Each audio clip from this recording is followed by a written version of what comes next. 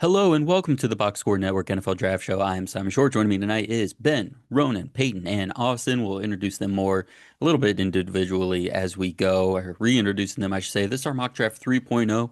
As you can see, just first round, um, updated mock draft after, I don't know, about a month's worth of more tape and information and some pro day stuff coming out and just some team scuttlebutt and just updated thoughts on our own. So we're just here to update you guys on a little first round mock with the five of us here.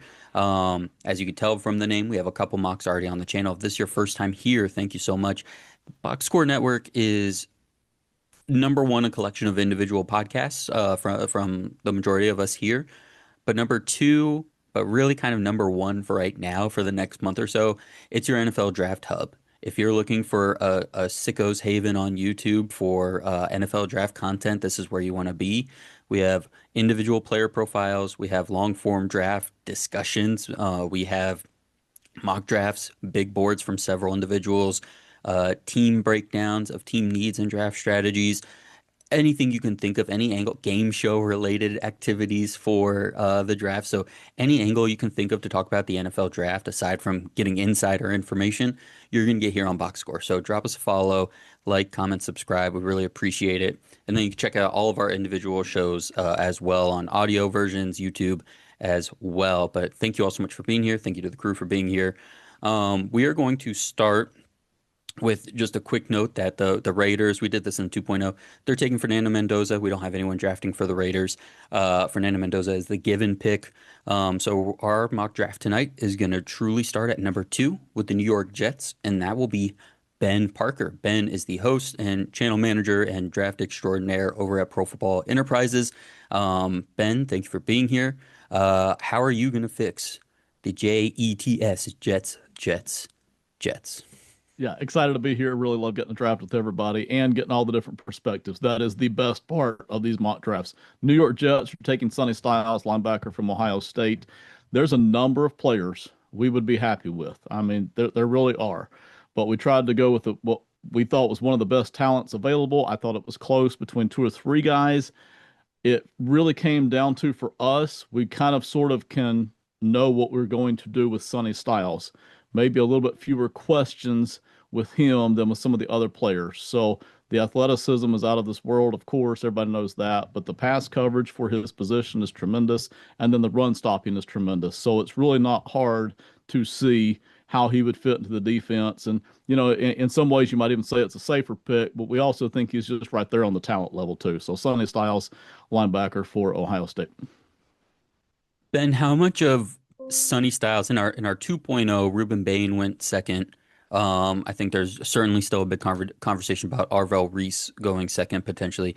But how big, if anything, did the Arvell Reese Pro Day bag work maybe take you off of this second overall picker? I think you and I were live recording a podcast last week when those videos were coming out, and then I don't know if you got a chance to go back and see it, but did any of that come into play for you, or is this just Sunny Styles the player outranks Arvell Reese the player for you right now? I will say maybe just a hair because I was already a little bit in a quandary about it's unknown how good Reese will be at edge rushing, getting to the quarterback. A lot of us think that he will be able to do it, but it was already an unknown. So when you factor in, well, the bend on the pro day didn't look great, it's enough of a tilt. We were this close on Reese and Bain as well. I mean, for me, it's, you're talking margins, right? But that can be enough to just tilt it. Yeah, I think if anything, Reese, it shows it's still a projection, a little bit edge rusher. I still like the Yeah, projection I do too. for Yeah. him playing some edge at some point, if not converting full time. But it's still that. It's still a projection. It's not a this guy's gonna play 600 plus snaps off the edge for you right now. You're still gonna have to work on it. All right, coming up with the third overall pick in charge of the Arizona Cardinals this time around, Peyton Avila of Two Peas on a Pod. Peyton, welcome in, man. How you doing? And what are you gonna do for the Arizona Cardinals here at 3? Doing great with this first choice as far as like the teams I'm responsible for. I will say, kind of like Ben, we definitely weighed the defensive side of the balls with Bain and Arvell Reese. Ultimately, I tried not to let the PTSD of like the Zaven Collins plus like Isaiah Simmons, like, oh, this guy, we're not sure if this guy's, going to be able to like play in a home position. Even though Arvell, I mean, I get at the worst is going to end up being just a solid linebacker. Like if he can't, if he can't be a edge rusher, but ultimately, I tried to look at this from a overall like big picture standpoint with the Cardinals, and if this is a team that we expect to be in the conversation for a top three quarterback prospect next year, I look at the offensive line and I see, Paris Johnson's there. He's going to be there, for I'd imagine the foreseeable future on the left side. And right tackle seems like it could just be a position that you take now when you have the resource available, whereas next year you're going to be allocating that to a quarterback. You're not going to really have the opportunity to take a guy like this again um, in the draft. And so I went with Francis Mauigoa, just a true butt kicker. And thinking about him in a LaFleur McVay system, especially this iteration of it where it's more power, run game heavy. And even Mauigoa does have the ability to kind of like get out in space, be a downfield blocking threat in the run game. And I think it's just a matter of kind of, taking your medicine, even though at pick three, that sounds crazy, but like this organization in particular feels like they need to take their medicine more than maybe any other organization in the draft right now. So it was kind of even there's the temptation to put some juice on the defensive side of the ball with one of those edge rushers. It just felt like the right thing to go with Maui Noah here. I love this pick. How do you weigh Maui Noah versus Spencer Fano? And then, the Cardinals signed Elijah Wilkinson, the veteran kind of swing Yes. tackle, swing Yeah. guard who spent a lot of time with the Falcons. He can kind of play four positions, though.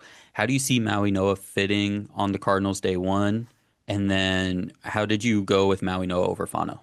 I just think Fano, despite I don't really know that like I'm super worried about the arm length for him succeeding in the NFL as a lineman. I just think that for what the Cardinals need, I think they just need that mauling type of either even if Malino is a guard, um, I think that type of guard fits a little bit better with the pieces that are already there in Arizona Yeah. on the line versus where Fano, like a lot of people, just not to like ruin the later part of the mock and how this might go, but like Fano has been making it even to like a team akin to the Rams where it's in a very similar system, but they would use him very differently than given what's already in place there. Like there's been talks that like if he goes there, he's going to end up playing center. And I think it's just a matter of while Fano probably has the higher floor, I think at tackle, Maui Noah has a higher ceiling. Yeah, D different play styles, and I've talked about this on several other shows, especially with Ben. There's a flow chart for tackles whose arms are too short, Yeah. and then it kind of goes to like how are their feet and how are their movement skills, and Mauinos are fine, but they're not great, right? So he's not Yeah. gonna stick at tackle because of his feet, and you're not gonna put him at center with the way he moves. You're gonna put him at guard if he can't hang at tackle. Right. Fano has the athleticism to play center, which would be so freaking cool. But just play. I think play style Maui know more of the like in the phone booth, punch you in the mouth, and Fano is the athlete get out in space. So I think that makes Yeah. sense. I'm up at number 4 with the Tennessee Titans, and I'm going to be taking Arvell Reese, linebacker out of Ohio State. So we were just talking about him. Um, I'm I'm with Ben. It's funny. Austin and I were having this conversation during his Big Board 1.0 episode. I remember having this conversation with Jalen Walker last year, right? Like these guys that are linebackers, but you're trying to project to edge. Who does it hurt? Who does it help? And I think in a funny way, the pro day video, I'm gonna galaxy brain you, everybody, real quick. I think it actually is gonna help him. I'm gonna Ryan Russillo it. I think this is actually good for him. It makes me like him more because now we can just say, okay, can we just play him at linebacker for year one and just kind of see what happens, right? Because I do think Reese can be a legitimate all pro linebacker. And if he has potential to one day become like a 12, 14 or more sack a year guy coming off the edge, great because he's 6'4", he's 240, he's long, he's very athletic, he's very strong. So I see all of that. But if I'm just going to grade him to being a really good linebacker, Robert Saleh has experience with really good linebackers, and that's the one thing the Titans defense is missing right now, right? They spend big on DBs. They went out and got a bunch of solid guys on the defensive line. Let me get a guy in Arvell Reese that I could just put at linebacker, have him blitz like crazy, fill run gaps, just be a maniac, and maybe I develop him into an edge over the next couple seasons. But I'm going to take Arvell Reese and know I'm getting, I think, a really outstanding linebacker. And even if he's not ever going to be the same kind of pass coverage or zone defender kind of guy Sonny Styles is, um, having that little bit of potential to become an edge rusher, I think is enough for me to still be happy taking a quote unquote off ball linebacker at 4. So I'm really excited to take Arvell Reese here, just a playmaker, a stud, at 4 to the Tennessee Titans. And I'm going to kick this over to Ronan with the New York Giants. Ronan, what are you going to do here at 5 for New York? Yes, sir. And thank you, Simon, and everybody for having me. It's always a pleasure to be on. Here at 5 for New York, how often does the NFL let you right or wrong, right? After mishandling Saquon, kind of letting maybe his best years, obviously he had a, dang near MVP season, right? So maybe not his best year, but his youth in the NFL, they kind of mishandled it, didn't have the best roster around him. How often does the NFL let you get a second shot around, right? Especially with kind of a similar regime. And here at 5, the Giants, they're going to take a shot here. Obviously, positional value is getting thrown out the window. Simon, I know you're probably not going to love this one. It might not be the popular pick among people who really value positional value, and I do too to an extent. But whenever a guy like Jeremiah Love is available and you have a young offense and a young quarterback who maybe you have a lot of faith in, but is he going to be that top 8 quarterback in the league? If you can get a premier running back like Jeremiah Love, who is going to be helpful, obviously, in the run game, but as well, he's going to be a best friend for Jackson Dart in the pass game. We're going to go with Love here at 5, even though we have Scatabo, obviously. He had the injury, his foot got like ripped in half. It was absolutely unfortunate. Um, you don't know what he's going to look like next year and in years to come. So, at best case scenario, right? You have Thunder and Lightning. You have a power running back in Scatabo and a home run hitter in Love, and you can keep the tread on their tires relatively low for years to come. Hopefully, for the next 3, 4 years. So we're gonna roll with Jeremiah Love here at 5 for the New York Giants. Ah, man, Ronan, I you hurt my know, heart. I know. You see, I hear opportunity to right or wrong, and it would be righting the wrong would be passing up on the running back when you don't have an offensive line, you don't have a proven pass game, and you have a new head coach coming in to completely rebuild everything. But no, no, no, you're saying they'll rewrite the wrong by, despite a questionable roster, drafting a running back at 5 with Mr. Harbaugh's first pick in the Giant. That's what you're saying, right? I think it's different this time around, though, Simon. I mean, I think Harbaugh is going to be able, obviously they have to have success on the field, right? The idea of Harbaugh is going to be different than the product on the field, for this year for the Giants. But if a tide turns and there is progression there, I mean, that's going to be a hot spot for free agency potentially if they if they get out of MetLife, maybe because guys are going to, no, I don't know if they're going to want to tear up their knees all the time, but I understand what you're saying, and they definitely could. You maybe go wide receiver here, because you never know with Neighbors. Obviously, he got injured. He's smaller, so I could absolutely see the case for a guy like Carnell Tate. Um, but man, Jeremiah Love is he's up. He's the top guy on my board right now, and I know it's not popular, at least with you, Simon. I know running back, but I can't pass it up, man. It's banking on being able to formulate an offense and a team for years to come. When obviously they couldn't do that around Saquon. The one thing with this and like the Raiders are having this question or the conversation around Genti right now. It's like just because his rookie year was bad doesn't mean we can't extract some value over the course of even a rookie deal for a running back picked this highly.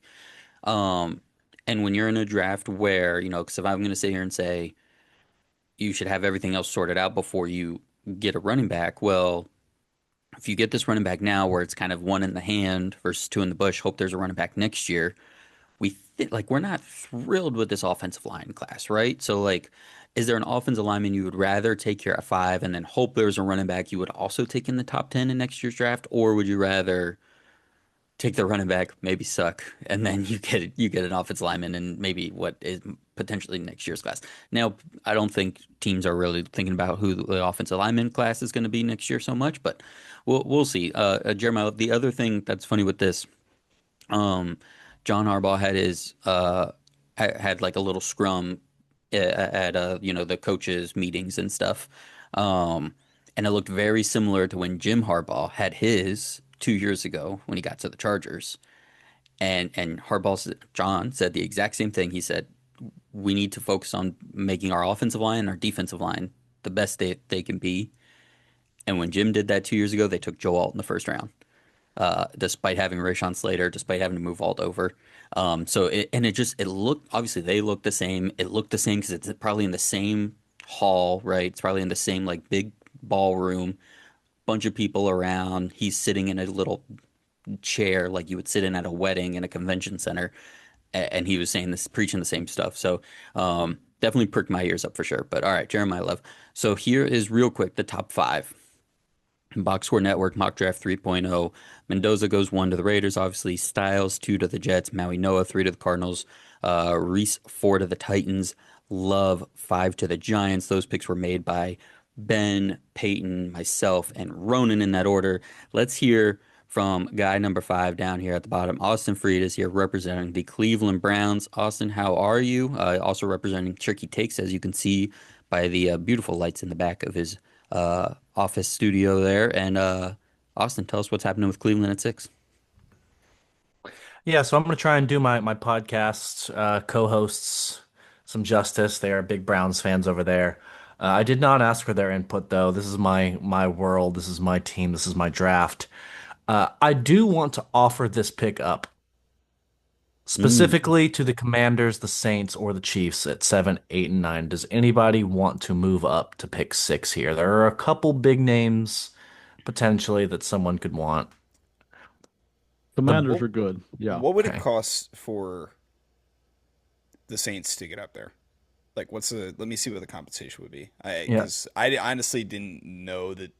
Because I personally, just to kind of fill the space a little bit, I actually think that trading down from six for Cleveland is a no-brainer. It's just a matter of I haven't really seen a lot of scenarios where there's teams that are going to be willing to jump up for one of these players after after this top five that's gone already. I Mhm. would say that the guy, I mean, there is one guy I think that's probably worth it in at least in my opinion. Um, Here, let's see what the Yeah, there is a guy. yeah, I control the Bengals as well, and the Bengals do want to move up for this pick, but the Browns are right going to say no to that. to I think. individual, right, right. Yeah, so Let's see, draft value chart. It would, Um, Peyton, for both you and me at 8 and 9 with the Saints and Chiefs, it would okay, probably be like our thirds and then like a fifth, and then maybe getting like a seventh back, kind of that kind of thing. But okay. you're one, you're three, and then you're five probably. So would you trade two like mid round picks yeah, for the Saints I to would. move up from eight to six here? I mean, we have two. When you say mid round, I mean like we have the Saints have two fourths and two fifths. So like, is it going to cost a third and a fifth, or is that Yeah, a third and okay? your higher fifth, Um, which would be 150 and 73 for the I Saints, think just for clarifying. honestly, I think for the sake of this, I think I'm willing to do it because I think there's one guy left that fits kind of a desperate need. I think for the Saints that would immediately change the mentality of a certain side of the ball. So we could do that deal, Austin, if you want to do that. I'm willing to do that deal. Yeah. Okay, yeah. which is All funny right. because before this happened, I was like, oh yeah, Saints, we could trade down, and here I am trading up. Um, so with that in place, then, so Saints are now at 6. So We're gonna again, take just finalizing that trade is the Browns are trading pick 6 to the New Orleans Saints for pick 8, pick 73, and we'll call it pick 150. And I think that the motivation here to trade is really because of Washington being there at 7. I would fear that maybe this guy would be a target for them. Um, I'm going to take Ruben Bain at 6.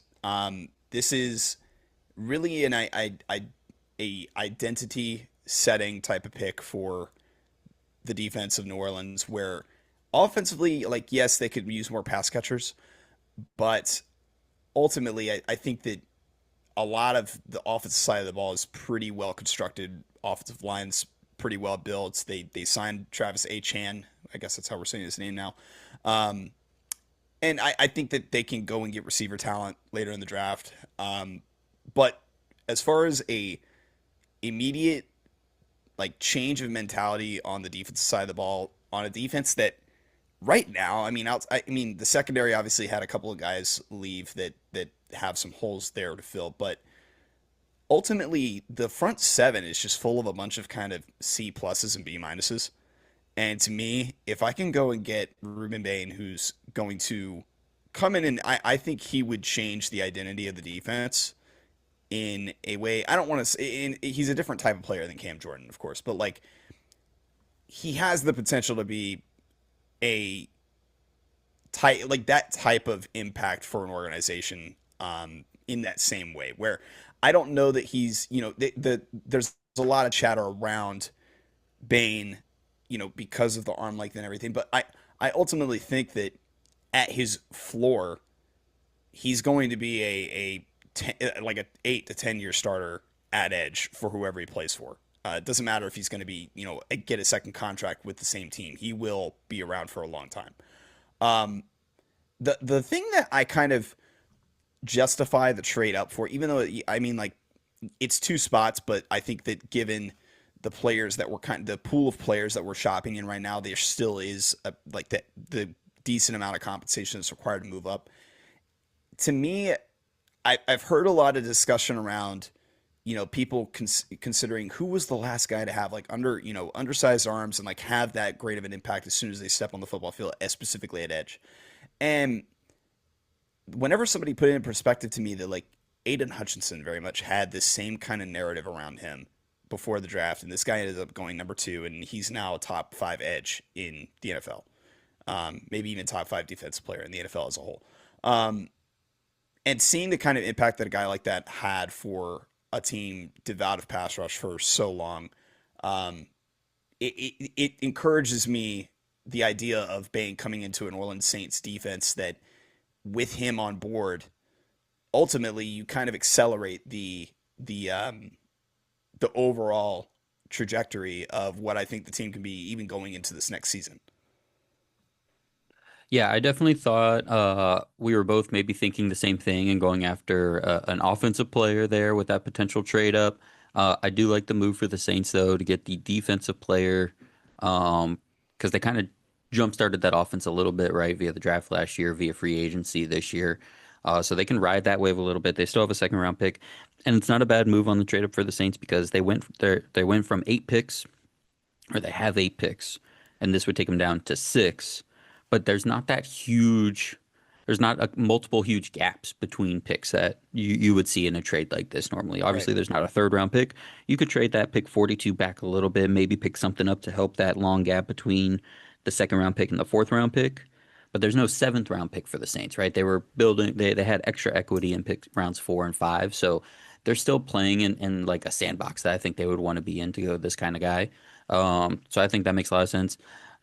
Austin, real quick for you on the Browns, what were you maybe hoping? Were you hoping for any of these players in particular that went in the top 5 for Cleveland, or is this just I just like the value in this range, so if I can get stuff for Cleveland, I want to do that. I see. I think this team is just so far from competing, especially in the division they're in, that I just want to get as many assets as I can Yeah. and try and build this team up. And being able to move just a few spots down, we're still going to be able to get a great asset here in the first round, as well as build up. Now, if someone like a Francis Magnoa had fallen, I Hmm. probably would have stuck in and picked him here.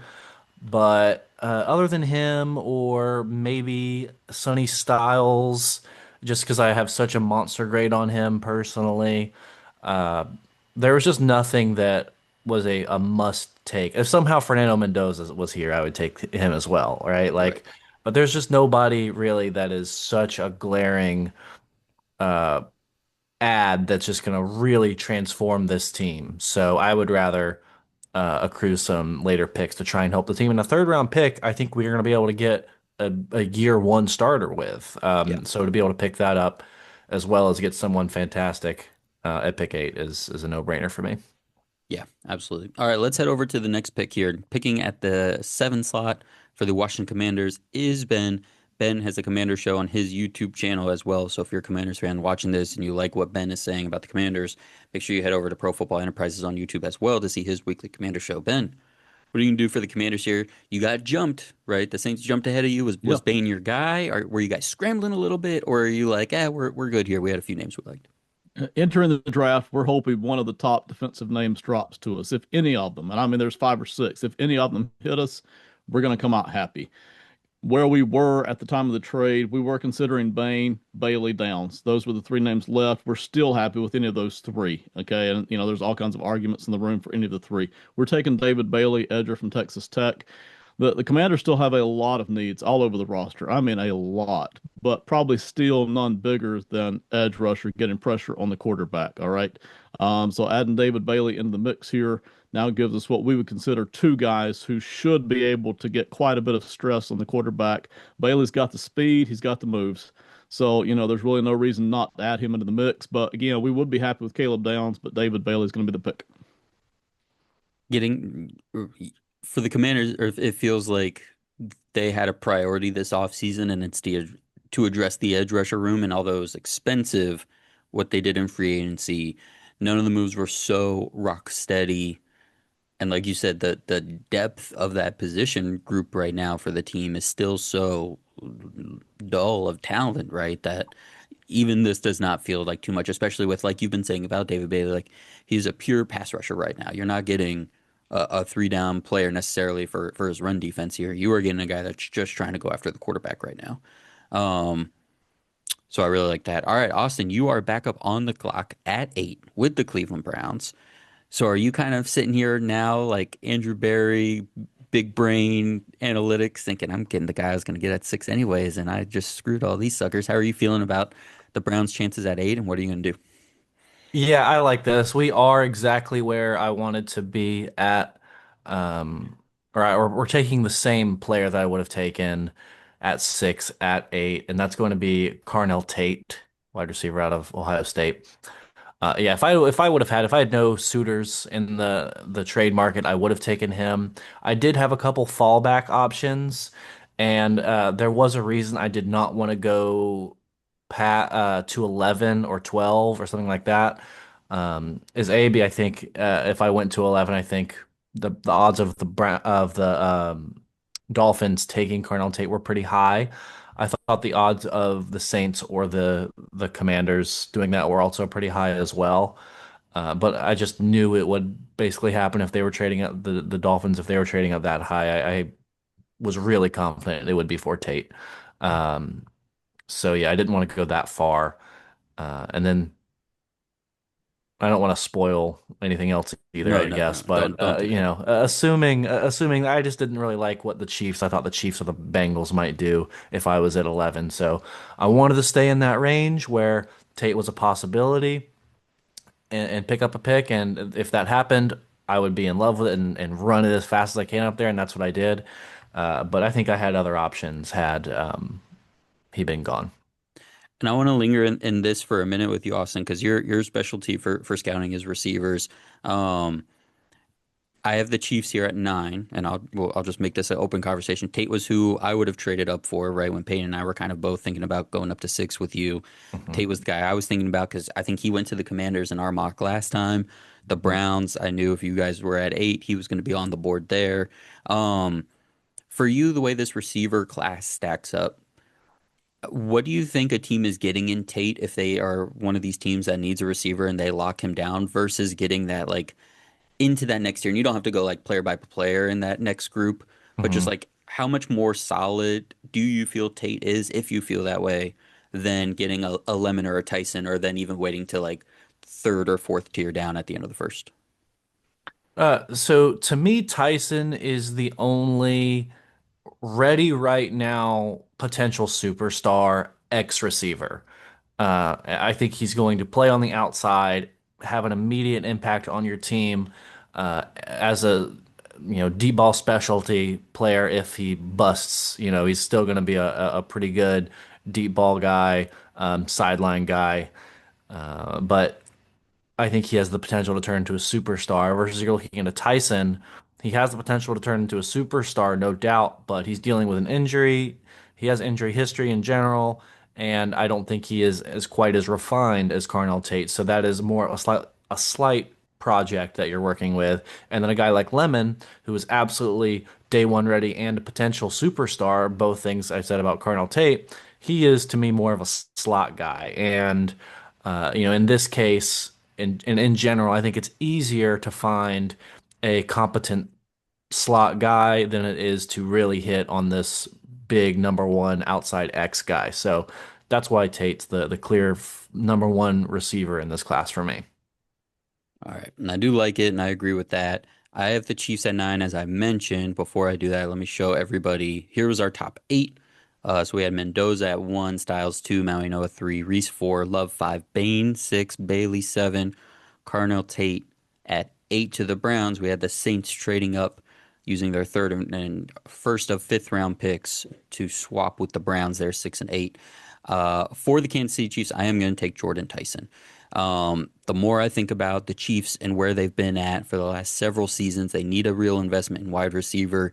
We always do this where they're at the end of the first round, and we fall in love with receivers here for like either their potential or like the one or two skills that they have, right? Like, okay, Xavier Worthy, like speed demon, like maybe he can be this like crossing route, drag route, create some explosive plays type of guy. Keon Coleman for like his size, Xavier Legette for his size and just like raw athletic ability, right? But these guys always have more questions than answers. So when I'm weighing things for the Chiefs and I'm thinking about, do I go with a guy in the trenches for the Chiefs here at 9, on the offensive or defensive side of the ball? Because there's always questions about those guys at the end of the first round as well. Or do I go with the wide receiver um, up here? The Chiefs have just been missing on the receiver that can do at least a little bit of everything, right? So with Jordan Tyson, I'm getting a bigger guy at 6'2", 200 than they've had in the last several years, really, other than Juju, in terms of being consistently on the team. I'm getting a guy who's a good route runner. I'm getting a guy who can get open off his releases, but then also get open with his route running. Getting a guy that can make tough catches, and I'm getting a guy that can find some nice open spaces. We've been having this conversation this year about receivers not necessarily winning with pure dominating athleticism, but like IQ and feel. And Tyson does that, but he also does have the size and enough athleticism and enough big play potential to make plays like that. So I'm gonna get this kind of guy who I think can feel out this space for Kansas City and kind of create a little bit of dynamic play. And I'll let the offensive line kind of figure its way out. And I need to jumpstart this offense more than anything. So I love the idea, and I know they need defensive line a little bit. But with Bailey gone and Bain gone and Reese and Styles, obviously, I don't want to dip into that second tier of edge rushers. I'd rather get this receiver here who I agree with Austin. I kind of think it's a like 2A, 2B between him and Lemon right now. And Lemon's great for if you need that player. But the Chiefs can't go get another one of these guys, especially up here at 9. So I'm going to take Jordan Tyson here at 9 for the Kansas City Chiefs. And then up next, as Austin was mentioning, he has the Cincinnati Bengals here at 10. So, Austin, what are you going to do for Cincy? Yeah, Cincy, it's come down to two players for the Bengals for me. Kind of weighing. I think they're both somewhat needs. I think one of them is the better player by, I wouldn't say a long shot, but clearly the better player. The other is just at a more valuable position.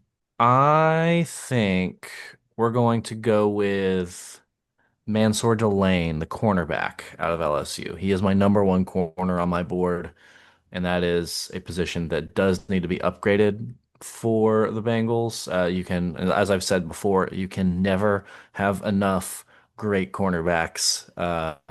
There are so many of them on the field at any given time these days, with all the widespread offenses that teams are running these days.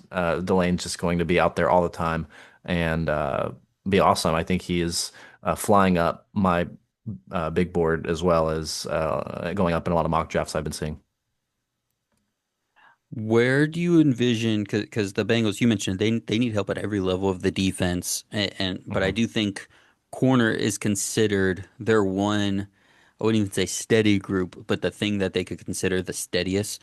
So between Mansour Delane, Dax Hill, and DJ Turner, who have been their outside corners kind of for the last 2 seasons, who are you kicking into the slot when we're in a nickel package? Dax Hill, I think, is clearly the answer for me on that one. And that was what they wanted to do originally. And then I think just Exactly. between like Mike Hilton hanging around a little bit, Hill, with the physicality, but as he's gotten into the league a little bit, and you know what, if Hill, you're going to be up for a contract soon, and you only got to being the outside corner right in your third season. That got derailed by injuries, and then it was okay for year four last year. I think last year was already year four. Um, if he's up for a contract, like great, you want to turn around and pay Dax Hill Cordell Flott money, Alontae Taylor money, or whoever money at Mhm. the end of the year? Probably not. So you get Delane now, you kick Dax into nickel.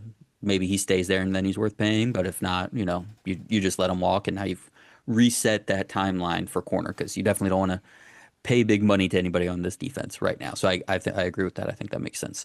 All right, let's hear from some other people now. Me and Austin dominating out here. Let's go to 11 with the Miami Dolphins and Ben Parker. You are up. I tried to trade this. I tried to make a couple trades with Ben. He's playing coy and being all Howie Roseman like, but he would not even entertain a conversation with the Dolphins at 11 here. So Ben, how are you going to ruin my night? What are you going to do for Miami at 11? Yeah, we're going to go ahead and take Caleb Downs, safety out of Ohio State. The Dolphins, before they entered the offseason, had a lot of holes and a lot of places needed to upgrade. Well, they've traded or released a whole bunch of people, so now they have even more holes. They can almost just pick any position, almost, right? But Caleb Downs is a guy that may or may not be here, and if he is, we're proud to have him. It's certainly a position upgrade, and we love the talent. So, Caleb Downs, come on down. We're glad to have you. This is I think we said this when we did it for the Bengals last time. Wherever Downs goes, not only is he going to be a talent upgrade for a defense or a defensive backfield that needs it, but also just like a culture setting kind of thing. And Miami needs an infusion of toughness under this new regime.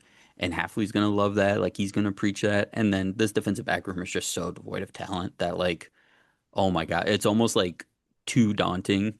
It's like when you have four loads of laundry to fold and you're just like, God, Yeah, can I even break into this pile right now? Like I have negative starters in the defensive backfield for the Dolphins. right. Like how can I put one person in here to help? And I think Downs does that more than anybody else. Even though I love Delane and you can argue like the value of corner versus safety and everything, I think Downs is the person that put it this way: if Downs had gone 10 to Cincy, I wouldn't like Delane at 11 to Miami. Even though he's my top corner, he'd be my next top defensive back. I think Downs is a guy that can come in and like wake everybody up and kind of be what Miami and Halfley needs for him. You think about what he did with Xavier McKinney the last couple of years in Green Bay. I think this makes a lot of sense. Ronan, you are back up on the board. You have the Dallas Cowboys at the 12th overall pick. What are you going to do for Dallas's first of two picks here in the first round? We do. And Simon, honestly, I think I'm gonna go with as of right now, it's I guess quote unquote polarizing because it's 12. It's still kind of early. His pro day is tomorrow, so I think as long as he performs, we'll get a few more answers here. But I'm gonna go with corner out of Tennessee, Jermon McCoy. This Dallas secondary needs a boatload of help, and his tape in 2024 was too good to ignore. Obviously, the injury kept him out for all of last season, right? We haven't seen him. He wasn't at the combine. But man, this could mess around and be a steal. If he goes, he's likely going to go after 10, right? But if you can get a top corner in the NFL draft after pick 10, you're doing a good job. And McCoy has, shutdown ability in man-to-man coverage. He has really great playmaking skills. I think he grabbed 4 picks in 24. And so we're going to go with McCoy here to hopefully revamp this Dallas secondary. I don't want to interject too much here, but just as an idea of how we usually see mocks going for this first Cowboys pick, is this like the worst case scenario for the Cowboys in a lot of ways? Just because they don't have one of the edge rushers fall, like Delane doesn't make it there, Downs doesn't slide there. Like, Yeah. this is one of the few times I've seen it kind of play out this way, and it's not that unrealistic. But um, do they consider trading down maybe if this is like a real life scenario more? I love McCoy, so like you're not gonna have a hard time selling me on that, Ronan. But You made this um, pick last time. yeah, I did. So like but I guess it's just it's interesting to see it fall this way and not even have the option to go one of the other guys. That's all. Yeah, no, I agree. I think for Dallas, like Ronan, was that how? Where was McCoy kind of on your board? What were you targeting? Were you hoping it was going to be Delane or Downs? Were you hoping it was going to be one of the edge rushers, or were you kind of looking somewhere else, or was it kind of always lock it in McCoy for Jamal McCoy no matter what for you going into this pick? It was fingers crossed that Delane somehow makes it to 12, but I knew it was Hmm. pretty unlikely. And I'm comfortable with rolling with McCoy at 12. And honestly, I feel like that pick at 20 almost hinders them at 12, right? Because they pick 8 picks later, and if you're looking to trade down, that's kind of the range you want to end up in. Hmm. And I don't know how likely it is, and maybe it doesn't matter at all to have 2 picks, within the same 5 range of picks. But personally, I want some space in between the two. Um, so yeah, and maybe they could have traded down and still gotten McCoy, right? Because there are maybe a couple of teams who could use corner, or at least considering it from now to 20. Um, so yeah, honestly, corner was the biggest pressing issue, and with McCoy's tape, it's enough to roll the dice on.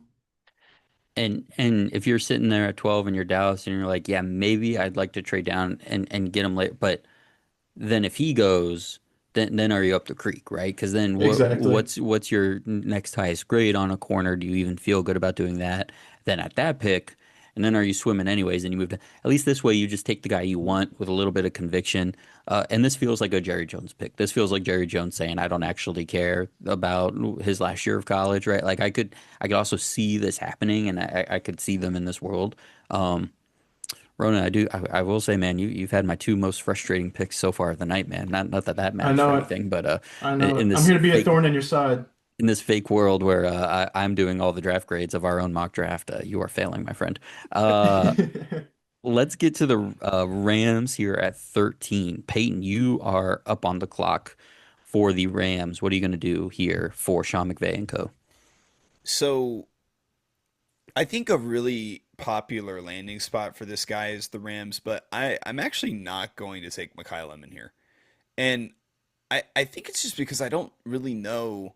Like, I think most teams are going to be better with Mekhi Lemon on the team. But as far as the type of receivers that we see them use, like, Lemon's not really the type of receiver that they like to have on the roster. I mean, if anything, as far as fit goes, like, if they're going to go receiver here, it's almost like they'd be better off going Omar Cooper.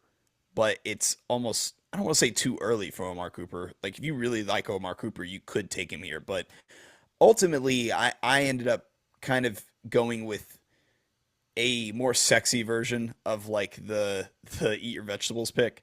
And I'm gonna take Spencer Fontenot. I kind of hinted at it, like if he was here, that I would take him.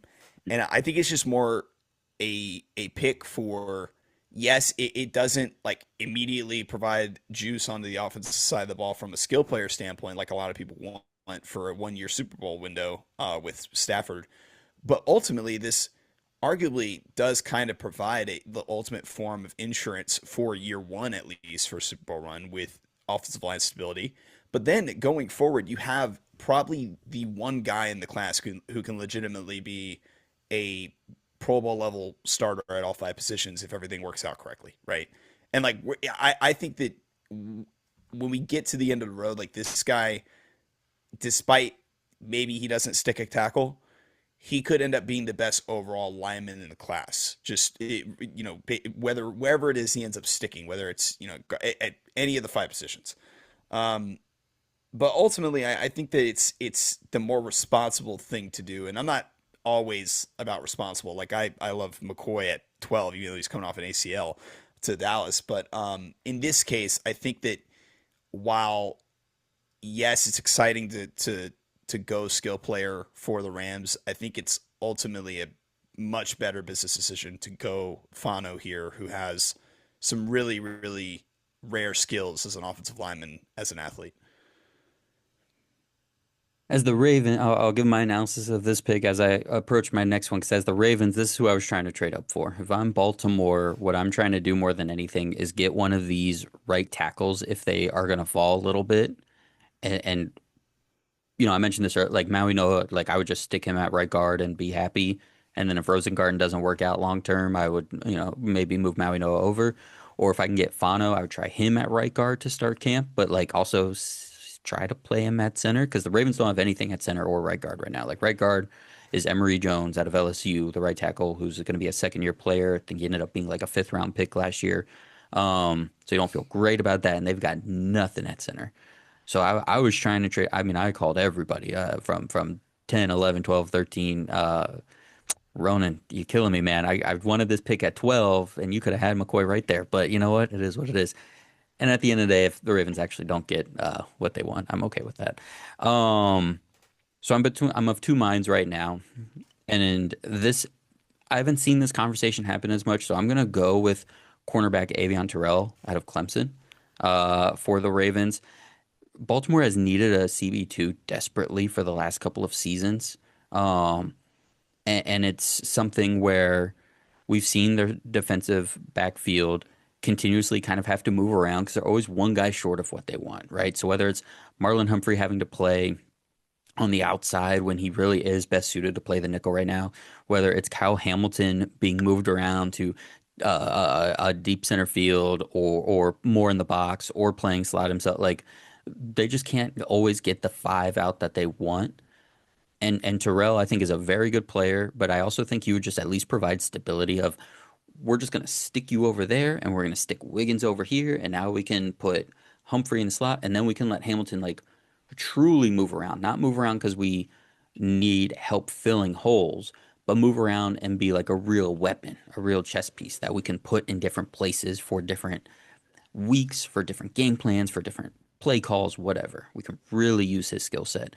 Um, Vega Ioane is also obviously the other popular pick here, but Ravens just signed John Simpson back. John Simpson's been like a career left guard. Ioane has also been essentially a career left guard. I don't want to take a guy and move him if I don't have to. Now, Ioane is pretty athletic. I'm sure he could play right guard, but if I don't know that, right? Like if it's not something we've tested and if it's not something that he has said like, hey, I'm actually very comfortable with it because I rep right guard every day at practice or whatever. I'm just not going to take a left guard and just say I'm just going to put you at right guard. Or John Simpson, you've played left guard your whole career. I'm just going to put you at right guard. So just to do a little something different and kind of make that point clear, both on the moving offensive lineman positions and the Ravens need a corner. I'm going to take Avion Terrell, cornerback out of Clemson. All right, up next we have Tampa Bay Buccaneers at the 15th overall selection. Austin, you are back on the clock. What are you going to do here? Definitely entertaining any like big trades if anyone would want to offer a bunch, but there is a player that I want here, so it would have to be like kind of a big trade for us. We do have a glaring need, I think. Now, this is a team that has stockpiled some talent at the pass catcher position of recent years, but Mike Evans is gone, and we're not exactly sure what version of Chris Godwin we're going to get for the foreseeable future. Even though he is under contract, and we did sign draft Emeka Ibuka last year, and there are some promising pieces, but there is a big tight end here named Kenyon Sadiq. And by big tight end, I don't mean big as in his literal size. I mean the impact he's going to make on our team. He's one of the smaller tight ends you'll come across at just 6'3", but as a pass catcher, he is transcendent, I think, for tight ends. One of those truly game-changing tight ends from just an offensive weapon standpoint, what he's going to be able to do for you. So yeah, I'm going Kenyon Sadiq here at 15 to the Bucks. How do you envision um, everyone's favorite tight end, darling Cade Otton, fitting into this? Bucks just kind of brought him back as well. How are you getting those guys out in the field at the same time? If one guy's getting paid and one guy's being a first round pick, how are you getting them both out there on the field at the same time, or at least enough to justify both those moves? Kenyon Sadiq's not really playing tight end, if we're being honest here. Like, if we want to have two guys, on the line at tight end, one on each end or something. He'll do it and he'll do it plenty and he will be all right at it. But he is truly just an offensive weapon who will move around the offense a lot. You will see him split out wide. You will see him split out in the slot. You will see him sort of playing in an H-back type role plenty. He's truthfully just going to be treated as an offensive weapon more so than a tight end for us. That's sort of the way I envision Kenyon Sadiq and his career going in the NFL. I don't see him being a full-time inline tight end for any really team that drafts him. I just don't see that being the way teams view him. Yeah. And it's funny. I was doing a study just the other day on Sadiq, and I was talking with Ben about this offline. Like I was trying to formulate. I've been working on this like this take of like you take Sadiq if you just need offense. You don't take Sadiq if you Yes, want a tight end, right? And I do think correct. that's true. However, the best tight ends, and it was going to be based around, yeah, his alignment in college, where he would align in the NFL, where his size and where all that matches up. But the best tight ends in the NFL are Trey McBride and Brock Bowers, right? And both guys are under 6'4", right? They're 6'3" and a little bit of change, whereas Sadiq is more of Hmm. a 6'3" flat. They were both between 240 and 245. And while McBride played more inline in college, since he's taken off with Arizona, he is playing slot way more often, like three times as often as he's in line. And Bowers, for his last 2 years of college, I mean, when you project out his last year of college, where he missed a lot of it with the injury, he would have been playing more in the slot than he would have on the line, even in college. Never mind, he's never done it in the NFL. So this profile can fit into an offense and be productive as your tight end one, right? Even being 6'3", 240, detached from the line of scrimmage, he could be a really effective player, useful piece of the offense. And the Bucks need that. The Bucks need infusion of talent on the offense one way or another. This might be the best way to get it. All right, up next we have the New York Jets. Ben, you are back on the clock. You took Sonny Styles with the second overall pick going to New York. What are you going to do here for them at 16? We're going to go ahead and take Keldrick Falk, edge out of Auburn. We've actually got 4 or 5 guys here we like. And again, not completely dissimilar for the Dolphins, but just not as extreme. Over the past 12 months, we've let go of some of our higher end talent. We're not as bereft of talent as the Dolphins are, but still, we got places to put people, okay? We got plenty of places to put talented people. Edger is one of them. Keldrick Falk, we like. We like the size. We like the potential. We like the fact that he's young. So we'll put in Keldrick Falk and it'll help us out. There were other guys here we would have been happy with too, but Keldrick Falk is where we're going to land here. I think And I haven't checked all of our shared big board sheet recently, but I think, Ben, you've been consistently the highest on Falk through this whole process. What do you truly think his like ceiling is? Like what if he reaches 100 out of 100 outcome for him? What is that? Yeah, it's always risky with ceilings because you probably more than anyone over the past year or so has talked about potential with super athletic, kind of rangy edgers. A lot of times they just don't hit it right. They don't have the technical moves to go with it, whatever. So, I mean, he's got a high ceiling. It could be soaring past double digit sacks. That's probably not where he's going to land ultimately, but he does show acceleration around the edge. If you watch it, I think it's on the Texas A&M tape in 25. You can see him accelerate around the edge. He does have that. He hasn't developed a lot of moves, but he does have a move or two. And he does hold up against the run very well. You can push him over to defensive tackle. So you've got flexibility, you've got strength, you've got athleticism, you've got speed. Maybe he never hits that ceiling, but I do feel like on the Jets defense, especially now that we've mixed in Sonny Styles here, I like the direction it sends us.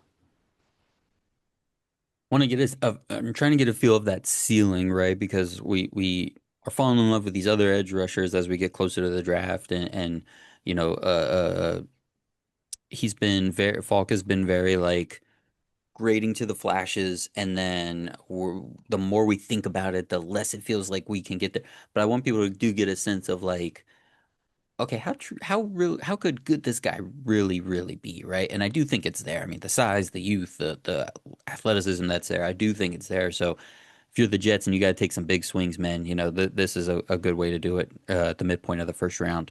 All right, up next we have the Detroit Lions being represented by Peyton.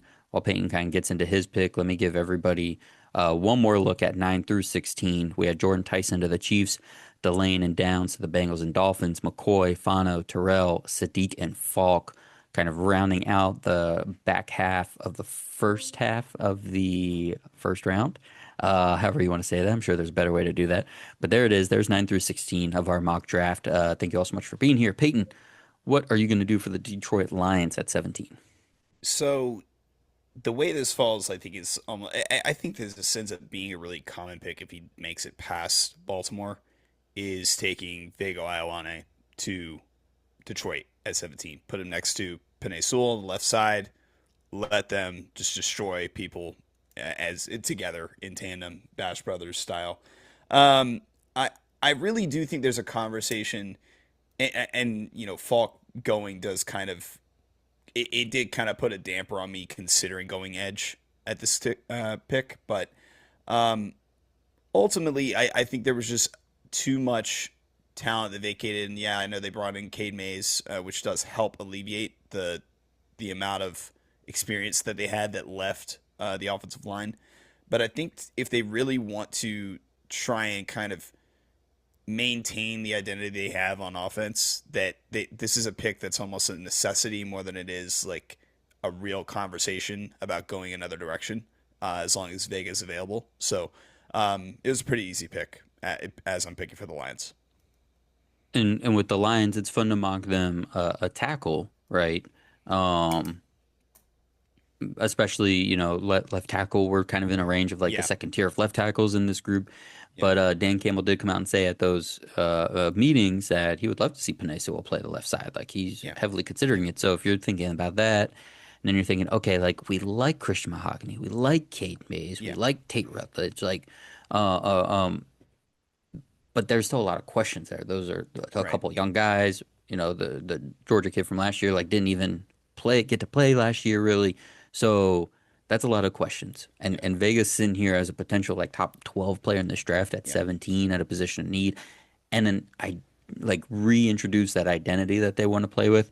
I think that makes a lot of sense. So you lock him down at left guard, whatever you do with Sewell, if you do move him over, um, and then you let those kind of young guy question marks kind of battle it out on the other side. That's how you get the best group.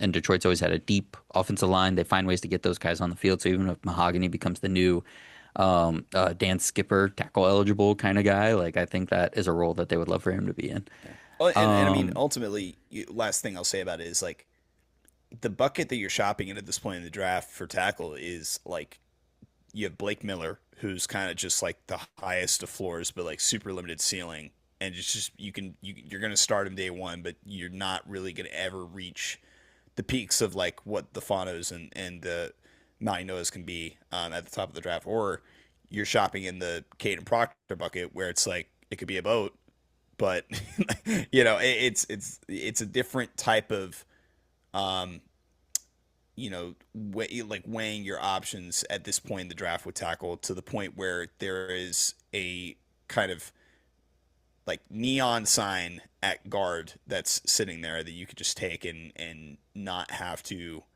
expose yourself to some of the same issues that you had last year by taking Vega. So, All right, Austin, you get your chance here with your Minnesota Vikings. We let Peyton do this by proxy for you as a fellow Vikings fan. Now's your turn. What are you going to do for Minnesota here at 18? Well, I'm gonna kick myself for not trading up for Vega with the Bucks. I really wanted to do that, but since I'm in control of both those teams, I didn't want to kind of cook that up.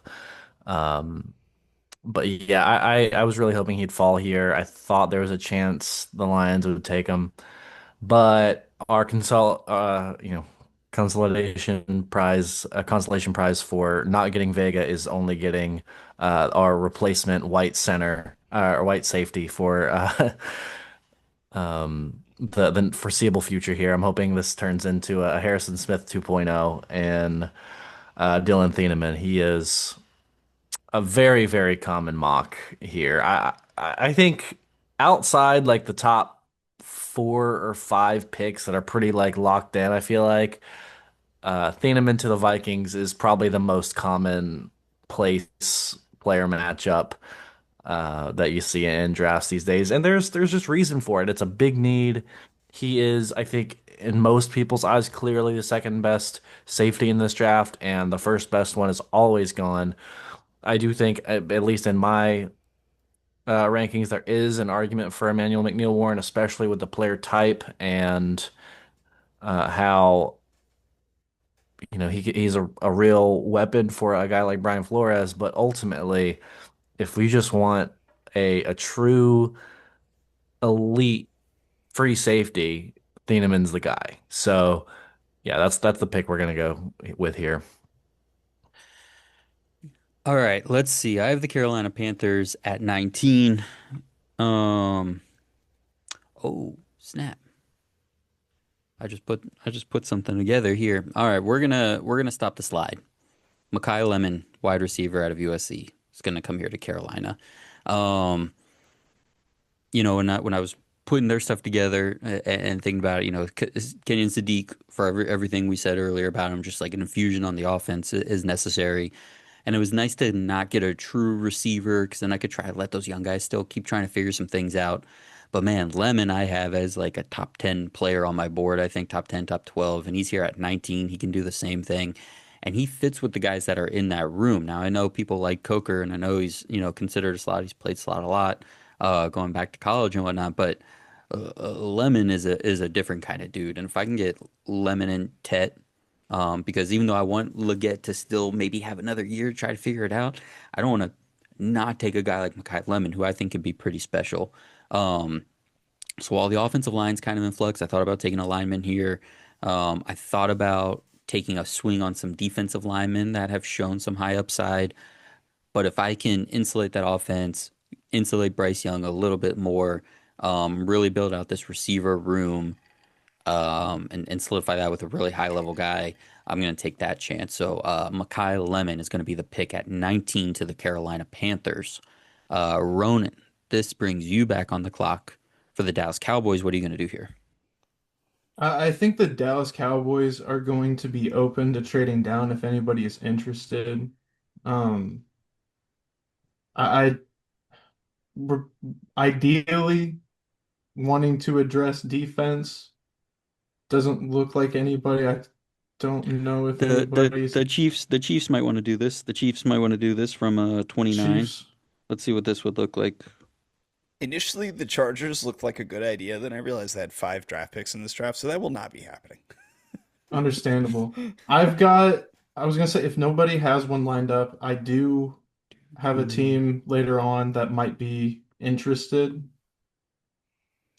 Um, no, yeah. If the Chiefs, would you go all the way down to 29? Would you be okay going to 29 Um, for a third round pick for pick 74?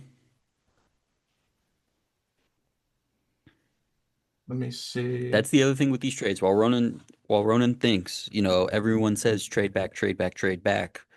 But teams don't want to go so far back. They kind of always have a pool of like, this is how many players we like right now. This is how far back we'd be willing to go. And then the compensation is truly secondary. Like a root for these guys for these draft rooms. Maybe it shouldn't be, right? Maybe if you're thinking more analytically, you're just like, oh, what's the best package you can get if there's not like a slam dunk guy here. But if it's man, if we're gonna keep a pick in this round, we like these six guys, and if we have to move back seven or more spots, then we're gaming out like, okay, who's doing what, who's going where, but then you're worried about other trades. So there's a lot of these factors. So if you're just watching your favorite team, you're like, oh, I wish they had traded down for that guy or traded down in general. We needed more picks. There's a lot that goes into it. But Ronan, what do you think? Would you go down from 20 to 29 with the Cowboys? Simon, the Cowboys honestly would have been very interested, but the team ahead of them, the Texans, the package that I have dialed up, and you guys can do the math just to make sure. But it would be Dallas sending 20 and 177 to Houston for 28 and pick 69. So just a couple picks ahead of that Kansas City offer, which might play in the cards as well as picking before them in the first round. So I think that's what we're going to roll with here. And we're going to be going with now the Houston Texans at pick 20. Um, Obviously, they addressed offensive line in the offseason. You could make the case that they could maybe kick the can a little bit further down the road. Um, but their left tackle last year, Ariante Ursary, allowed 44 pressures and 8 sacks. And I know, he's developmental, he's young. I'd like to go potentially in a different direction, and I'm gonna go with tackle out of Utah, Caleb Lomu. I really like Caleb Lomu. I think he's somebody that, when Ben and I did our early work on him, he was the one that like got us most pumped up because it felt like there were so many ways things could go. But there's still some issues, but he's such a good athlete. He's got good size.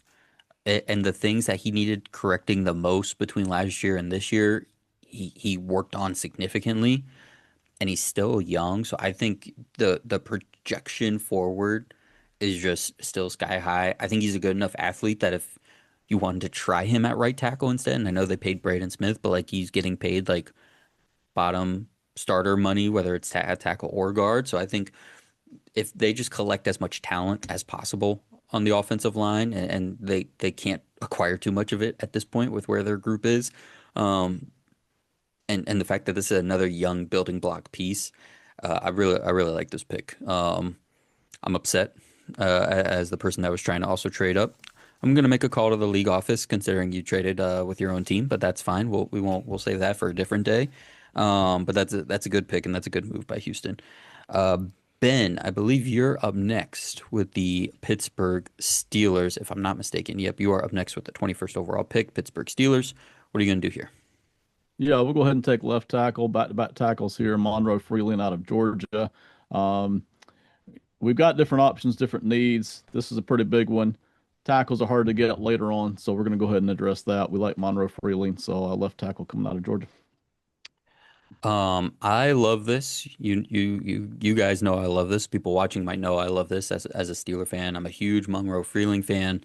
Um, the left tackle is certainly a need for Pittsburgh. Ben, if you hadn't let me ask you this one first. If Rona had traded up and taken Freeling, would you have taken Lomu, or is there enough separation between those two you would have gone another direction? It was real close. We probably would have gone over to Peter Woods, honestly, at defensive tackle is probably where we would have gone. But, in theory, if Woods and Freeling both were gone, Lomu would have been right up. So, Okay. So here is our 17 through 21 here. And Ben, I want to ask you this too. I want to stay with you. When we're talking about the quality of this draft, the depth of this draft, um, for me personally, we're sitting here at 17 through 21, and people are saying, oh, it's a weak class. So, like, once you get out of the top, whatever, it's not that great. I have four of these guys in my top 15, I think, on my big board, and they're reaching down here to 21, and I think these teams would be thrilled to see these guys here. Um, do you still feel like where the board is at? Like, how do you feel about the quality of this draft? And as we get to the middle of the first round, are you like pulling for straws at this point, or are you still like, no, there's still plenty of names here. We still kind of like what's going on. I pretty much, having done this for so long, I've pretty much gotten happy with wherever we are. We pick. There's players to be had, right? But I will Mhm. say the star power does not seem to be in this draft. And then after that, for me personally, once you get down to about the 140, 150 picks, I think it dries out a lot as well compared Mhm. to, say, what would be the average draft in my head. Now, I will say to me, there's a ton of depth at wide receiver, first, second, third round, a ton of depth at edge rusher, first and second round, but that tends to pull a lot of those guys down to the second round. It's not a huge amount of difference in, say, wide receiver four, edge rusher four, that kind of stuff. So it does tend to pull them down out of the first round a little bit. So not super home run, superstar, all pro filled at the top, in the top five, the top 10, the way you would like, but decent players as you stretch through the first round, good players, as you stretch through day two, good players, Yeah. but not a lot of, it's going to run out pretty quick once you get to that somewhere in the fourth, early fifth round. And then To me, it is. Yeah. that's when you Yeah. got the draft on Saturday, just like on the background, and you're out there doing yard work, you're doing your chores, you're going out and running errands or whatever, and you're not locked, you're not glued in at that point. All right, 22, Peyton, you are back up with the Chargers. What are you gonna do for the other hardball here in LA? So, given the board has fallen the way it has, and that, as I stated before, Chargers only have 5 draft picks in this draft. I think this is probably an opportunity to go and get additional draft capital if, and I'll pinpoint 2 teams in particular. If either of the Bears at 25 or the Bills at 26 would like to move up. Or even honestly, I know it's only 2 picks, but if Cleveland wants to jump Philly for maybe a player that they like that maybe they think Philly could take here, we would entertain that as well. Otherwise, I mean, I do have somebody that they would take here if nobody is willing to move up. I Let's think the see. Bills are good right now. We would think about it, but I think we just don't want to pay the price, quite honestly. So we're going to risk our guy being there. Yeah, I think the Bears are okay too. Okay. And then last but not least, Austin, I'm assuming the Browns are good staying there. Yeah, I would in theory. I do have a player that I don't want the Eagles to take, but I already kind of made a business decision earlier of trading down and said we need to collect picks. Yeah. So, uh, Okay. Um, in that case, then, um, now, granted, I don't know. You may have already stated this, Simon.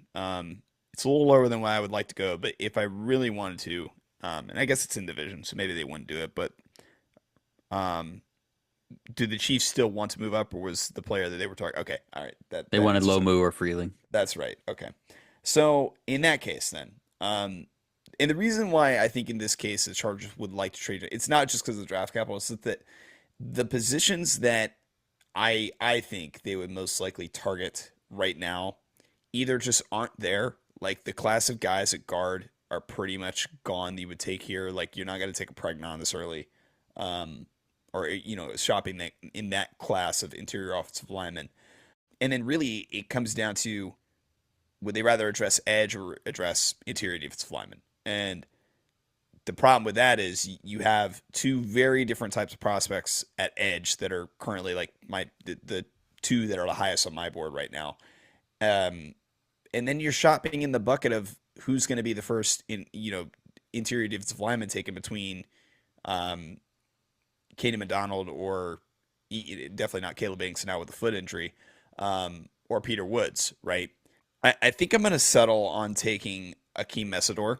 The reason being is because they do still have Tuli Tuipulotu, but Khalil Mack, as much as he is an ageless wonder, will at some point no longer be an ageless wonder, and they still need even if just for this one year, like this year that they do have Khalil Mack still there, they really don't have any like third rotational pass rusher at all. And so I do think it's still a position of need for them, but Mesidor still allows them to kind of have this competing window that they're clearly trying to maintain with Herbert, where even if they move on from Khalil Mack after this year, Mesidor is not going to be this developmental type of player like a Cassius Howell would be, or Mhm. even maybe even T.J. Parker, to where you kind of have this ready-made pass rusher outside of Thule to just continue to roll into this 4 year window of competing for the division and trying to actively win. Whereas I don't know that you can do that with some of these other edge prospects that are out there right now. Yeah, I think all those other guys are projections or like clear one side of the ball type of players, and Akeem feels like probably the best combination really on the defensive line at this point of like you know what you're getting right now. He can defend the run, he can defend the pass, he can move up and down the line a little bit, so he just covers a lot of bases. And everything you said right there, like you mentioned, I have Chicago at 25, like they're in the same boat, right? So this is definitely that range, and that's why I said at 25 is great because there's a good group of guys who do a little bit of all those things that could go over these next couple picks. But Mesidor would be the top of that kind of group for me as well. So it's a solid pick there. All right, the Philadelphia Eagles are up at 23, and they are represented by Ronan. What are you gonna do here for Philly? I think here at 23 for Philly, we're gonna go ahead and get hopefully Lane Johnson's replacement for the future. And we're gonna go with right tackle out of Clemson, Blake Miller.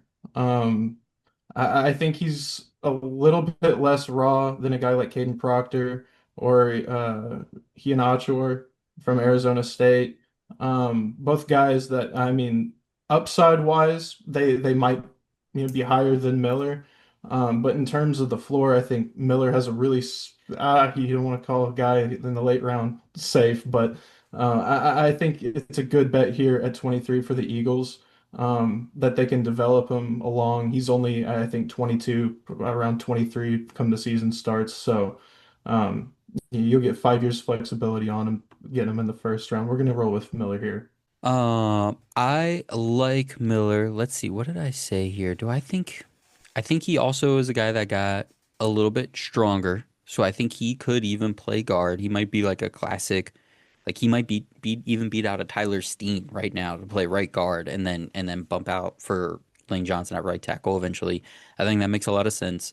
Um, I comped him to Caleb McGarry, Falcons right tackle, who just like really strong, could be a force in the run game, good burst, but not great feet. But that can still be effective if you do everything else right, right? So if they do this and he kind of gets in with that group that is there, if he's between Jurgens, between Johnson, I think he could be effective. And even if he just kind of levels out as like a, you know what, we'll just keep him at right guard and he'll just be like an above average player there for us for a long time. Like that's a great use of the 23rd overall pick in the draft as well, even if he doesn't become, let alone Lane Johnson, Hall of Fame, but like even just the guy that could play right tackle for the team for 10.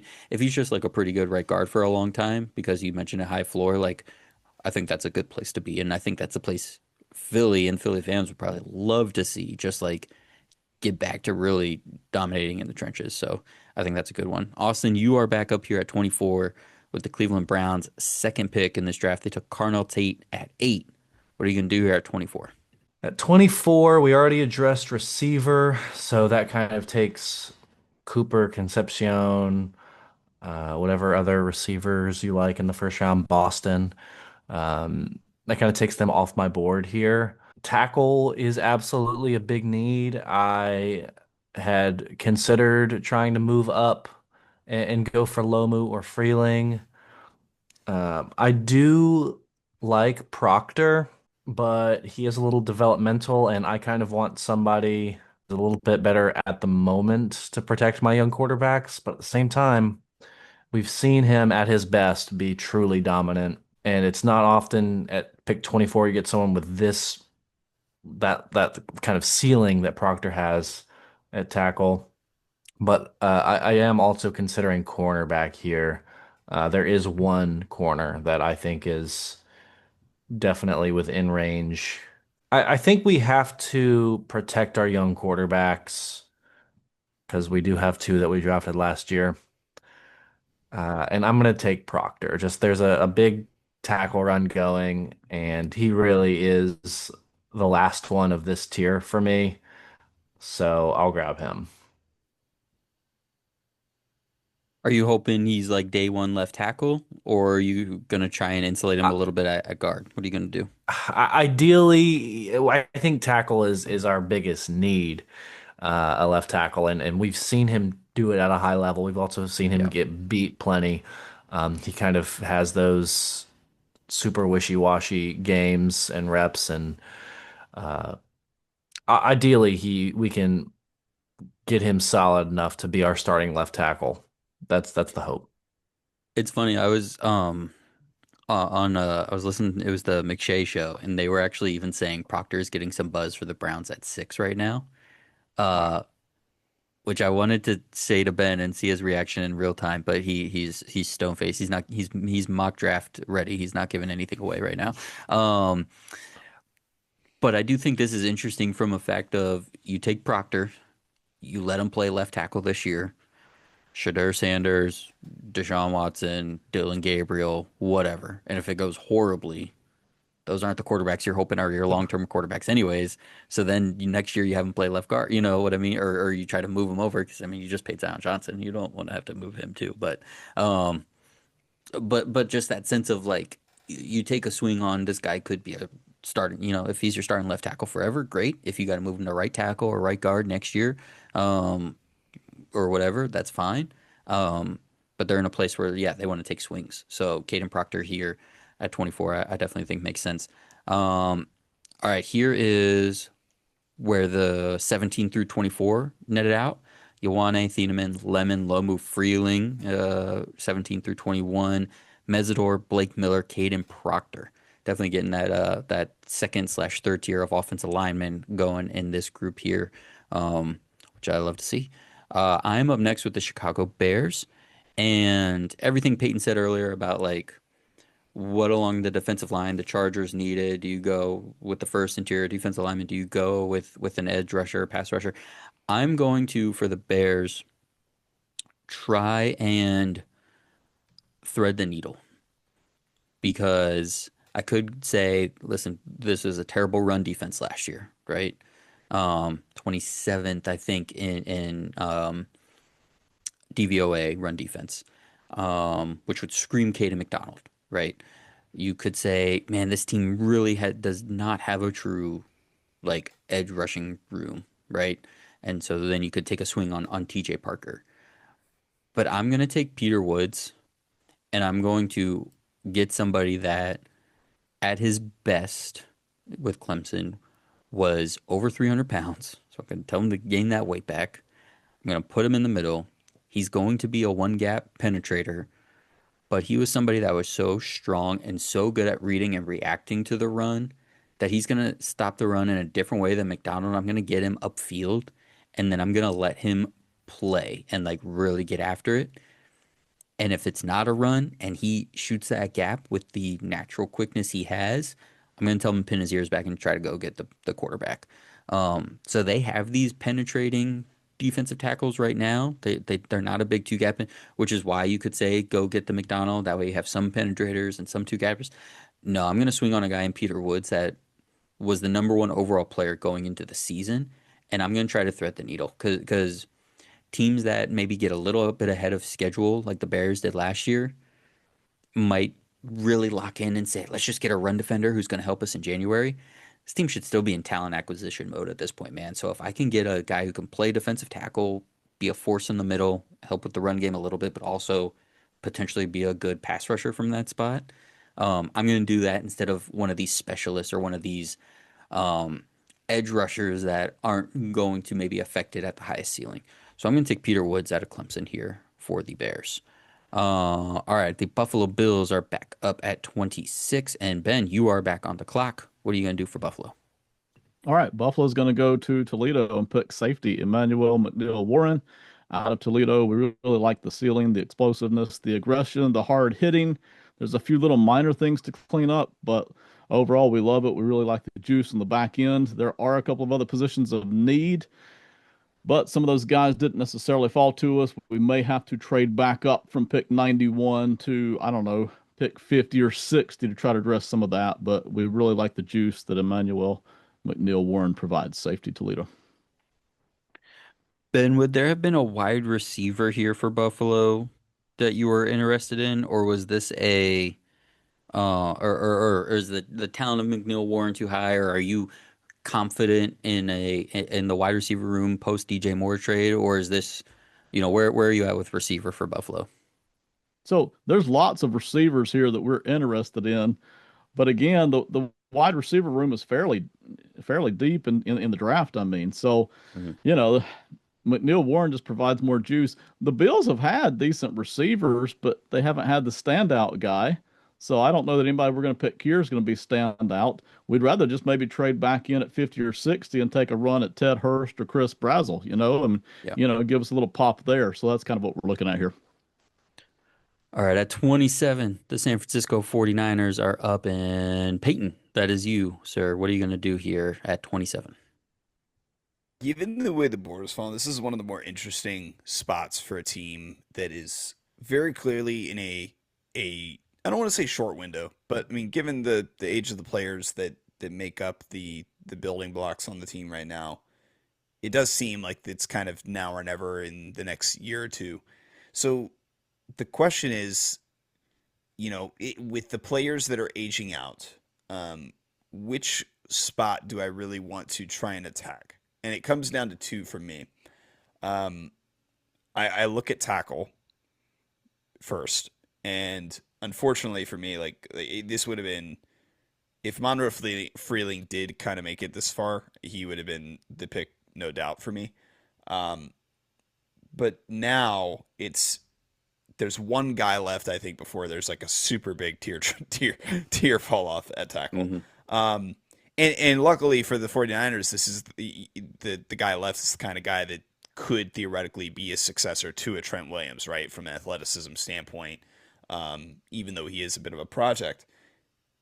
And then you look at edge, given Nick Bosa's injury history, and then without Nick Bosa, Michael Williams has not really shown a ton of ability to rush the passer. So you look at kind of maybe the two or three pass rushers that are left that are really gonna give you pass rushing juice and not just like kind of this middling ability or even like more even leaning towards a Michael Williams where it's just he's better in the run game than he is as a pass rusher. I think I'm going to lean tackle just because of the tier drop off. Maxi Onacher is the last guy that is kind of worthy of taking in the first round at tackle. And given what the 49ers need, Trent Williams, kind of another ageless wonder. We saw him miss quite a bit of time last year, and a lot of it was down the stretch when it really mattered. And to be able to kind of take a guy who, while he's not the same kind of athlete or player as Trent Williams is, but from at least a prototype standpoint, he can kind of fill the similar type of player, like just this athletic, like speedy for a tackle, like able to move out in space, type of tackle, but needs a lot of development on the fundamentals. But the good thing with Ionicher, I think, like as far as projecting goes, I mean, this is a guy who came to football super late. Like, I'm not going to tell a story, but I mean, he's been playing football for 4 years, 3 years, whatever it is, and before that, he was playing soccer. So as somebody, and I think like is the soccer thing, like that's a really good sign for his ability to probably develop his footwork a lot at tackle. Um, I just think there's a lot of upside for a guy that's typically not available at this point in the draft from a prototype standpoint. And I mean, after this, it really once Blake Miller went off the board, Giannis is like the last dude Yep. that you can kind of sell yourself on starting him day one at tackle if you need to. Yeah. Um, I really like I really like him. I think right now he's a better pass protector than he is a run blocker. But maybe Shanahan like unlocks something, right? Maybe he Yeah. says, "Hey, I can." The whole thing with Shanahan offensive lineman is, "Hey, I take the thinking out of it. I do the thinking for you. You're gonna do it if this, then this." And if Ian Achor can rely on what I think is a really natural movement in pass pro, and then just like we can skip the part where he's developing all this stuff in the run game, and Chan just tells him what to do, and he goes and does it. That could speed up that processing point, and if everything with Williams works out well to at least play for this year, and Ian Achor plays guard because I think he's strong enough and has a good frame for it if he plays guard for a little bit and then moves over, like we talked about with Miller and the vice versa, the opposite with a Proctor potentially. Like, um, I think that works great, and he is young enough that like maybe he actually could be more amenable to moving around a little bit more quickly than somebody else that's maybe played one spot for the last 10 years or so. All right, Ian Hotshore going 27 to the 49ers. Ronan, you are back on the clock with the Dallas Cowboys. You traded down from 20 to 28. Is Dallas feeling more comfy now? Are they feeling good about the trade down spot and what they have available to them now at 28, or are they kind of kicking themselves in a way that they won't admit? No, yeah, personally, as Dallas, I'm feeling good. I don't know how Dallas would actually be feeling in this scenario. Um, but to be honest with you, Simon, the trade down was to kind of look at a linebacker in the late first. But I think after picking up pick 69, I think that gives the Cowboys some flexibility, and maybe they could move that pick and then some to move into the 50s, to get the surefire. So I think we're actually going to stray away from what we had planned on because George Pickens got tagged, and there's a big question mark around what's going to happen there. And Hmm. obviously the Cowboys have CD Lamb. I like the idea of adding Omar Cooper Jr. to this wide receiver room and just kind of just saying, screw it, let's just try to air it out. Give Dak a bunch of pretty decent options and see what this offense can do. It gives you the flexibility to not have to sign Pickens long term, if Cooper is able to produce early.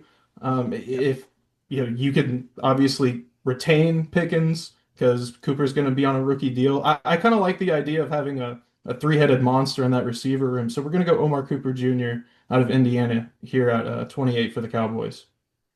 I like this because I think Cooper has the skill set to move around as well as CD does. And I know he's considered like a slot type player, but I think at 6 foot, just under 200 pounds, and then with that 4.42 speed, 37-inch vert, like I think he just hits all those benchmarks of like he doesn't have to be put in a box and limited. So even if CD does a lot of his best stuff from the slot, I think both those guys can play inside and out, which just continues what you're talking about of like adding layers to this Cowboys offense. If for a year you can get all three of those guys together, like that's awesome. Like the Cowboys should be gunning for this thing.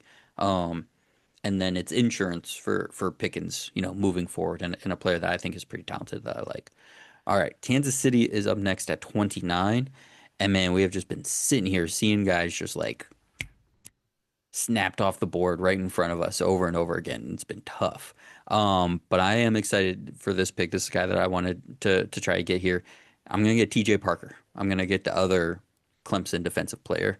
Um, this is kind of that like I'm taking a swing on a high upside kind of player, but I don't think he gets the credit for being a higher floor player than I think he can be. He plays to his frame. He plays to the end of the whistle. Like he's a good run defender. He gets his hands up at the line of scrimmage, to try to bat down passes. He can get dropped back in the flat a little bit. And although the pass rush moves aren't super refined and he's not an elite athlete getting off the line of scrimmage, he can at least be a good player out there and a good useful player on the field. But I do think the flashes, the size speed combination that he does have, the moves that he does already have, he's got a nice ghost move right now. Um, I do think he can become a pretty good pass rusher. I don't know if he's going to break that into that mold that they need of above the Karlaftis model of the 8-10 sack a year guy, But you know what's better than one 8, 10 sack a year kind of guy? Two of them. Two would be nice, you know. So you're getting more there. So DJ Parker here for the Chiefs is going to be my pick. That was how my stack of the wide receiver and edge lined up for Kansas City, and I'm pretty happy with it. Ben Parker, you are on the clock for the Miami Dolphins with the 30th overall pick after the Jalen Waddle trade. What are you going to do here for Miami? Yeah, we're going to double dip at a position of need. We're going to get Colton Hood, cornerback out of Tennessee. Solid guy. I don't know that he has this huge, magnificent ceiling of athleticism, but still like the all around game. Um, it still may not be enough to help out this Dolphins secondary immediately, but in addition to our other first round pick, that's two guys that can at least start to contribute. And you got to love the long term idea here that we're starting to fill this out, and these guys should be around for a while. I love this for Miami because I said with the Downs pick, like there's so much you need to do there. How do you begin to add Yeah. talent and make that room feel viable? All of a sudden you're walking in and you're like, okay, we've got a safety that can maybe be a top five safety in the league, and we've got a corner that maybe has the upside to be a CB1, but at the very least, I think it'd be a very solid CB2.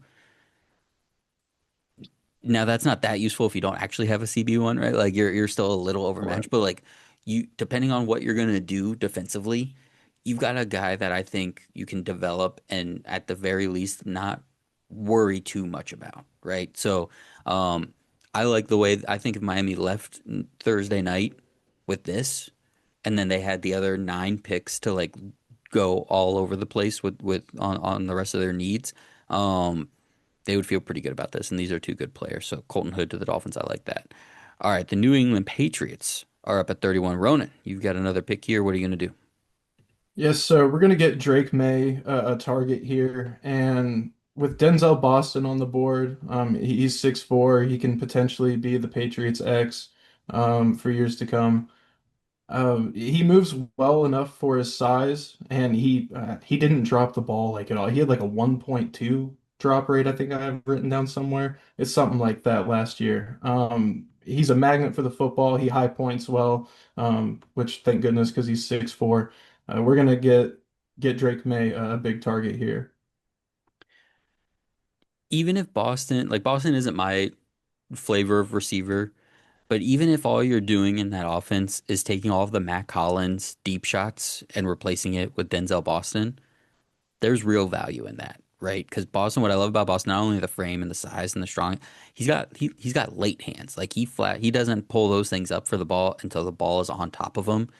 And I think that's a perfect fit with Drake May when I can just even if all he's gonna do is run deep shots, and he's your number three behind Dobbs and whatever. Like I'm cool with that. I'm cool with that. That's a good fit. And low hanging fruit here, but everyone in Boston is gonna like the Boston Patriots jersey is gonna fly off the shelves. Um, thank God I don't live there anymore. All right, the Seattle Seahawks, Super Bowl champs, Peyton. You are up for Seattle. How are you going to round out? How are you going to finish up this mock draft? With Colton Hood gone, it does kind of make it a little interesting. Like Hood would have been the far and away pick had he made it past Miami and probably New England. To me, I look at the positions that were vacated first between corner and edge in the offseason for Seattle. Right now, I don't know that I'm convinced of like taking Cisse here. He's my highest rated corner left on the board.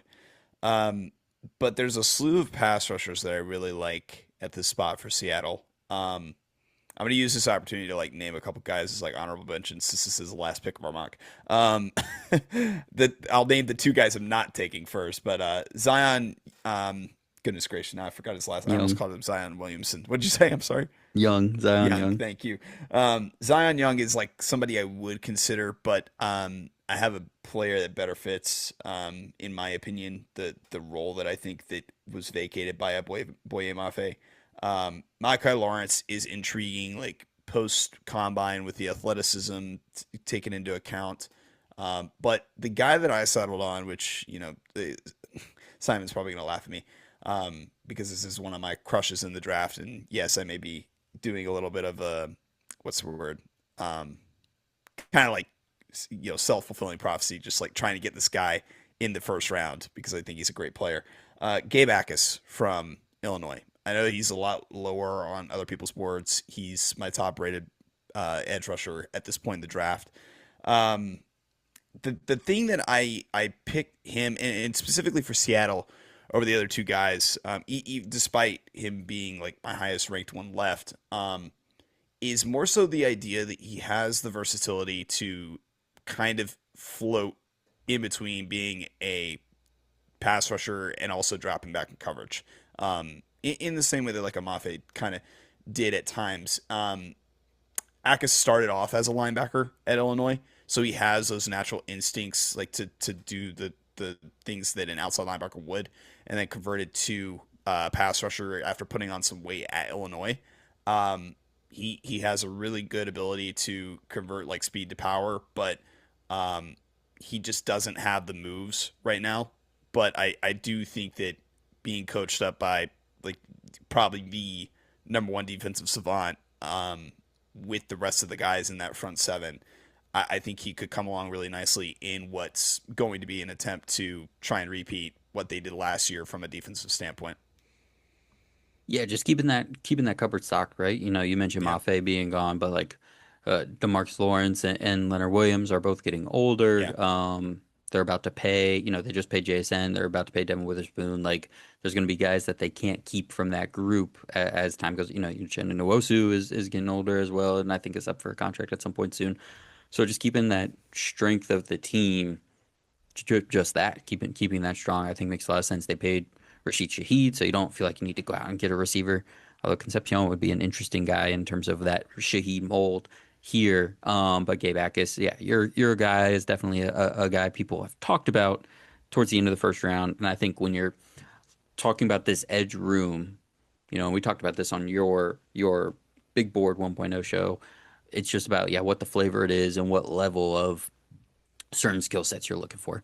right. So here is that 25 to 32: Peter Woods, EMW, Maxine Onchor, Omar Cooper Jr., TJ Parker, Colton Hood, Denzel Boston, Gabe Akis. Some notable names that didn't get drafted in our mock tonight: Caden McDonald, CJ Allen, Concepcion. I mentioned obviously Ty Simpson, quarterback. Nobody here took number one overall quarterback in this class, apparently. Cassius Howell, Caleb Bankstown, Young, Manuel Pregnon, Malachi Lawrence, Lee Hunter, so on and so forth. So certainly some good names. If we're sitting here on Thursday night and those guys are available, there's some guys at the top of round two that I think are happy to still get some good players.